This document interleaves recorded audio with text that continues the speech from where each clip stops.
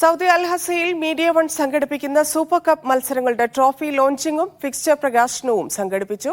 അൽഹസയിൽ ആദ്യമായി സംഘടിപ്പിക്കുന്ന media one super കപ്പിന് നാളെ ഹുഫൂഫ് അബ്താൻ സ്റ്റേഡിയത്തിൽ തുടക്കമാകും.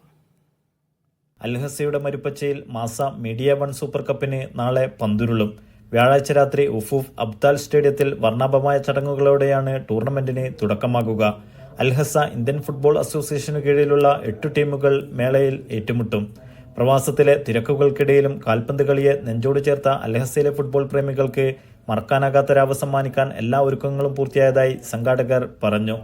ടൂർണമെന്റിന്റെ മുന്നോടിയായി ട്രോഫി ലോഞ്ചിങ്ങും ഫിക്സ്ചർ പ്രകാശനവും വർണ്ണാഭമായ പരിപാടികളോടെ സംഘടിപ്പിച്ചു.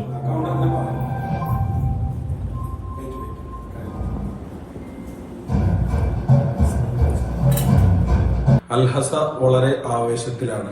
അതിന്റെ ഫുട്ബോൾ പ്രേമികളുടെ ആവേശം തിലയടിക്കുകയാണ്. അൽഹസയിൽ വരാൻ പോകുന്ന ഒരു വലിയ ഫുട്ബോൾ മാമാങ്കം മാസ മീഡിയ വൺ സൂപ്പർ കപ്പ് 2024 കളികൾക്കായി അൽഹസയിലെ ഫുട്ബോൾ പ്രേമികൾ കാതോർക്കുന്നു. മാസ ഗ്രൂപ്പ് സിഇഒ വിന്നേഴ്സ് കപ്പിന്റെ പ്രകാശനവും mark and save marketing coordinator Dulfikar runners ട്രോഫിയും പ്രകാശനം ചെയ്തു.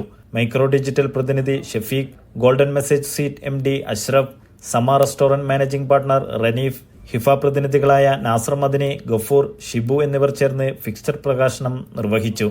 സാമൂഹ്യ സാംസ്കാരിക പ്രവർത്തകരായ ഉമർ കോട്ടയിൽ, ഹാരിസ് എന്നിവർ സംസാരിച്ചു. അനസ് മാള, ഷറഫു, മുസ്താഖ് പറമ്പിൽ പീടിക, ഷെഫിൻ, ആദിൽ, നിസാം എന്നിവർ നേതൃത്വം നൽകി. Media one, Dammam.